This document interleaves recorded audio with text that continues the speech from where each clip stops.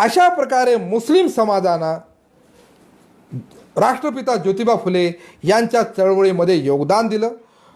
राष्ट्रपिता ज्योतिबा फुले आणि सावित्रीबाई फुले यांनी देखील मुस्लिम समाजासाठी तो योगदान दिलेलं आहे.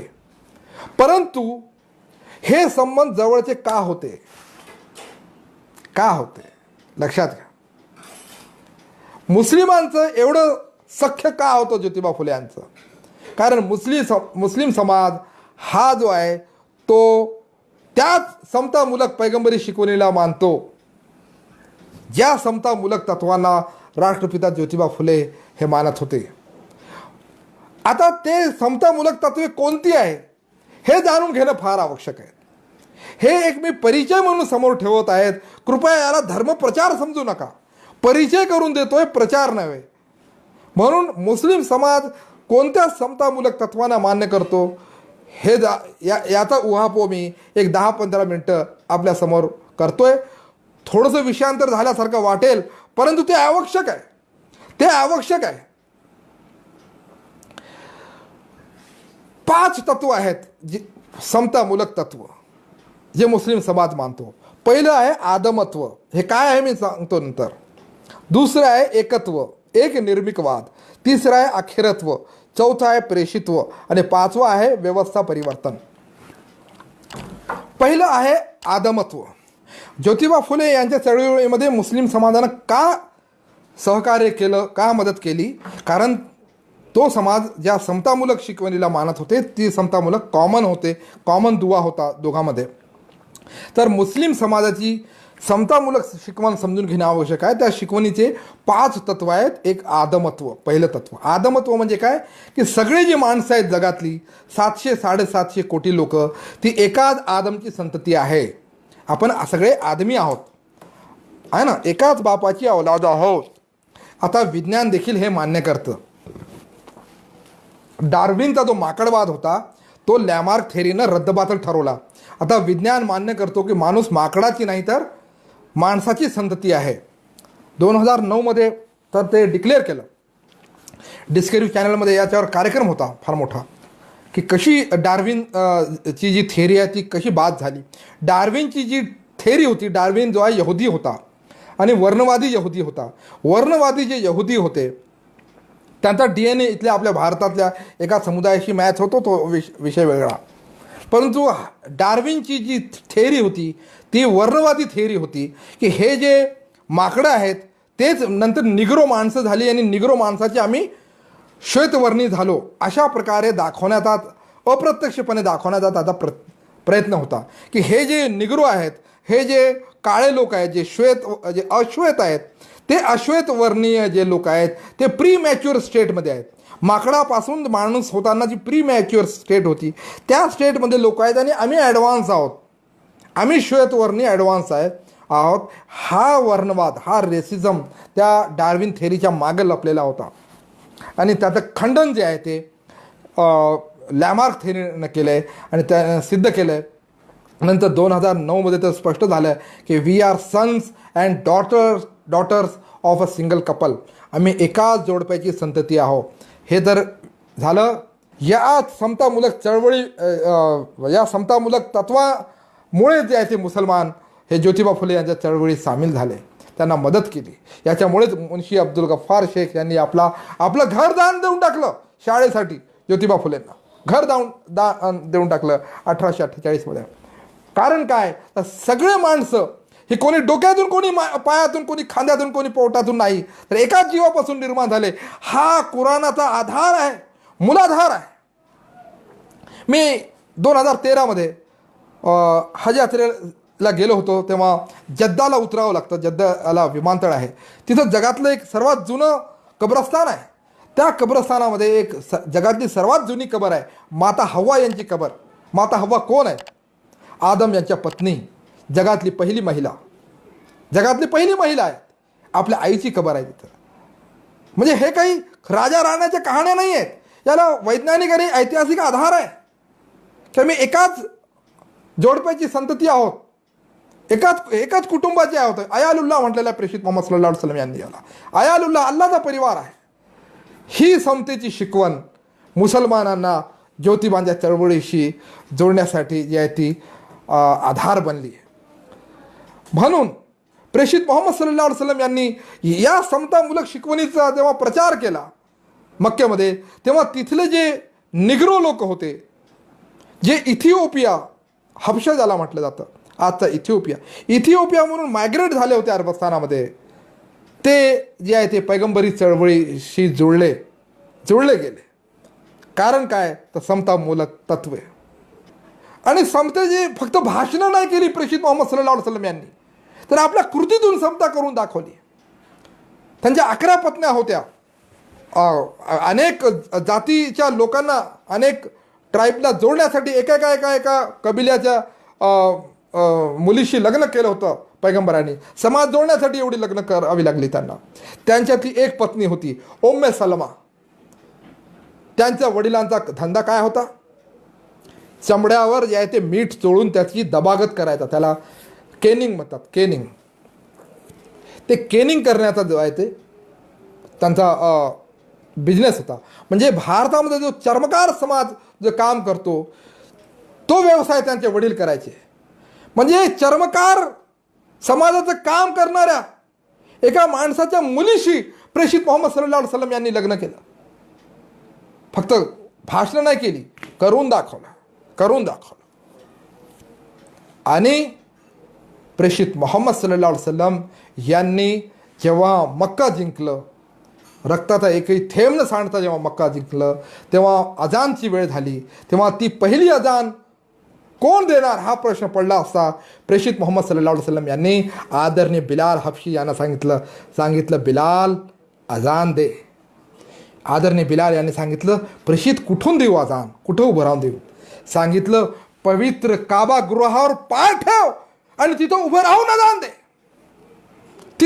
अजान दे. काबा गृह काय आहे? हॉल आहे फार मोठा, 4 भिंतीचा. त्याच्यात काही मूर्ती वगैरे ठेवलेली नाही आहे, त्याची कोणी पूजा करत नाही. त्याला चढून त्याच्यावर उभं राहिले, पाय देऊन उभे राहिले आदरणीय बिलाल हबशी. आदिवासी समाजातला बघा एका माणसाचा सन्मान काय आहे, एका बहुजनाला दिलेला हा सन्मान आहे. ती मक्केतली पहिली अजान एका आदिवासी माणसाला द्यायला सांगत आहेत प्रेषित मोहम्मद सल्लल्लाहु अलैहि वसल्लम. आणि आदरणीय बिलाल हबशी यांनी अजान दिली. अजान देणाऱ्याला मौझन म्हणतात, बांगी देखील म्हटलं जातं. प्रेषित मोहम्मद सल्लल्लाहु अलैहि वसल्लम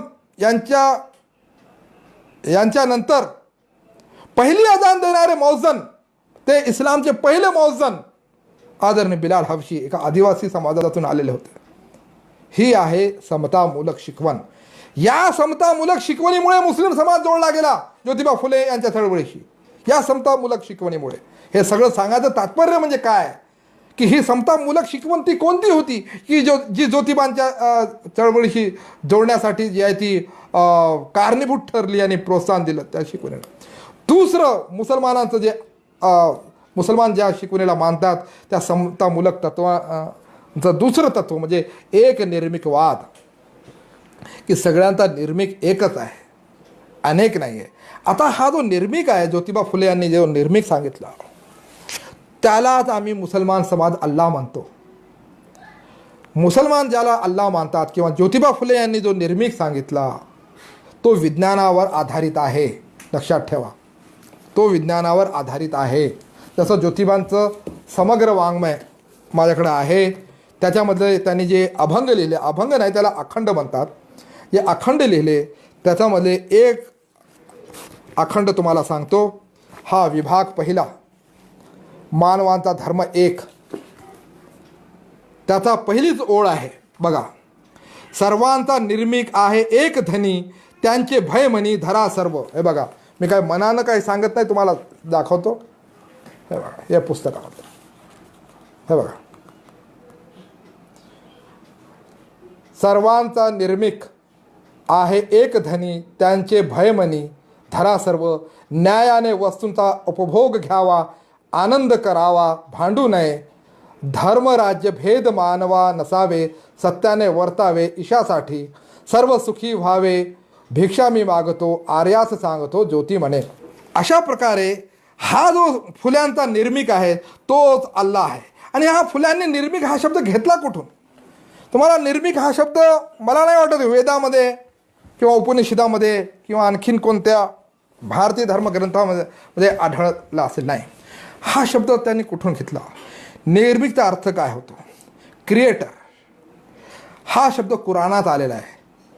कुराणामध्ये अल्लाची जे 99 नावं आलेली आहेत त्याच्यातलं एक नाव आहे अल खालिक.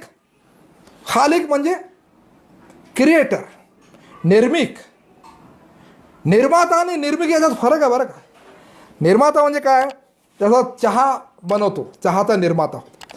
पत्ती असते, साखर असते, पाणी असते, दूध असते, या सगळ्यांना मिळून चहा बनवली म्हणजे चहाचा तो निर्माता झाला. निर्मिक म्हणजे क्रिएटर, शून्यातून निर्माण करणारा, काही नसताना निर्माण करणारा. आणि हा कुराणानं सांगितलेला आहे. जो वैदिक जी शिकवण आहे त्या आर्य वैदिक शिकवणीनं सृष्टीकर्त्याला, ईश्वराला निर्मिक मानलेलं नाही. तुम्ही आर्य समाजातल्या कोणत्याही माणसाला विचारा, तुम्ही विशेष करून जे सत्यार्थ प्रकाश वगैरे ज्यांनी पुस्तक वाचलं असेल त्याच्यामध्ये ईश्वराला निर्मिक म्हटलेलं नाही आहे, निर्माता म्हटलेलं नाही आहे. तर ही सृष्टी सुरुवातीपासूनच स्वयंभू असल्याचं सांगितलेलं आहे. आत्मा देखील स्वयंभू असल्याचं म्हटलेलं आहे. परंतु ज्योतिबा फुले यांनी वैदिक मताचं खंडन केलेलं आहे आणि खंडन करणारा हा शब्द आहे तो आहे निर्मिक, जो कुराणात आलेला आहे. हा जो निर्मिक आहे तो असा अवास्तव नाही आहे, तो काल्पनिक नाही आहे, तो सर्वांचा एकच आहे. या निर्मिकाची उपासना करण्यासाठी अगरबत्ती लागत नाही, उदबत्ती लागत नाही, याच्यासाठी कुकू लागत नाही, याच्यासाठी तेल लागत नाही. निर्मिकाची उपासना करण्याकरिता जे आहे ते फुलं लागत नाही, त्याला कोणाला दक्षिणा देण्याची गरज पडत नाही. लक्षात घ्या, हा निर्मिक निर्गुण निराकार आहे. या सृष्टीच्या निर्मितीसाठी जी कोणती नैसर्गिक शक्ती कार्यकारण भाव ठरली असेल, कारण ठरली असेल, ती शक्ती म्हणजे निर्मिक आहे. हा फार मोठा गैरसमज आहे काही लोकांचा, की त्यांना वाटते की प्रेषित मोहम्मद सल्लल्लाहु अलैहि वसल्लम हे इस्लामचे संस्थापक आहेत. काय? संस्थापक नाही आहेत, शेवटचे प्रेषित आहेत. प्रेषित मोहम्मद सल्लल्लाहु अलैहि वसल्लम यांच्यापर्यंत निर्मिकानं कुराण पाठवलं, 114 अध्याय पाठवली आणि त्या कुराणाची शिकवण, समतामूलक शिकवण जी आहे ती पैगंबरांनी अरबस्थानातल्या लोकांनी सांगितली आणि तिथं आमूलाग्र असा बदल केला, सुधारणा केल्या. अरबस्थानातले जे मूर्तीपूजक अरब होते ते आपल्या स्वतःच्या मुलींना ठार करायचे, जमिनीत जिवंत पुरून टाकायचे. तर मुलींना जिवंत पुरून टाकण्याची प्रथा, ही रूढी, ही अनिष्ट प्रथा पैगंबरांनी आपल्या समतामूलक शिकवणीद्वारे नष्ट केली. विधवांचे जे आहे ते काही लोक विवाह करत नव्हते. प्रेषित मोहम्मद सल्लल्लाहु अलैहि वसल्लम यांनी स्वतः विवाह केला आणि ते 25 वर्षाचे असताना 40 वर्षाच्या एका विधवा महिलेशी लग्न केलं आणि ती विधवा महिला एकदा विधवा झाली नव्हती, 2दा विधवा झाली होती. प्रेषित मोहम्मद सल्लल्लाहु अलैहि वसल्लम हे बॅचलर होते, तरुण होते. एका 25 वर्षाच्या तरुणानं 2दा विधवा झालेल्या एका महिलेशी लग्न केलं. हा इतिहास समोर अनेक लोक आणत नाही, त्यांनी केलं. या सुधारणा आहेत. प्रेषित मोहम्मद सल्लल्लाहु अलैहि वसल्लम यांनी मदिनामध्ये आपल्या घरात जगातली पहिली मुलींची शाळा सुरू केली. जगातली. आपल्या पत्नीला, त्यांची पत्नी आयशा सिद्दीका यांना सांगितलं की तू इथल्या मदिनेतल्या मुलींना शिकव. प्रेषितांची पत्नी आयशा सिद्दीका ही या जगातल्या पहिल्या महिला शिक्षिका आहेत. भारतातल्या पहिल्या महिला शिक्षिका सावित्रीबाई फुले. भारतामध्ये मुलींची शाळा सुरू केली ज्योतिबा फुलेंनी. परंतु जगातल्या पहिल्या महिला शिक्षिका पैगंबरांची पत्नी माता आयशा सिद्दीका. आणि जगातली पहिली मुलींची शाळा सुरू करणारे महापुरुष म्हणजे आदरणीय प्रेषित मोहम्मद सल्लल्लाहु अलैहि वसल्लम होते. प्रेषित मोहम्मद सल्लल्लाहु अलैहि वसल्लम यांनी अनेक सुधारणा केल्या. अरबस्थानातली पहिलं विद्यापीठ अल सुफा नावाचं विद्यापीठ त्यांनी सुरू केलं. मी 2013ला जेव्हा हज यात्रेला गेलो होतो तेव्हा ते पाहिलं मी, ते अल सुफा नावाचा तो चबुतरा बघितला मी. आणि तो चबुतरा मशिदीमध्ये आहे. मशिदीमध्ये विद्यापीठ सुरू केलं. मशीद हे शैक्षणिक केंद्र होतं पैगंबराच्या काळामध्ये. मशीद हे सामाजिक केंद्र होतं. तिथं मशीद हे न्याय केंद्र होतं. तिथं न्याय निवाळे व्हायचे, गरिबांची मदत केली जायची, विद्यार्थ्यांना शिकवलं जायचं.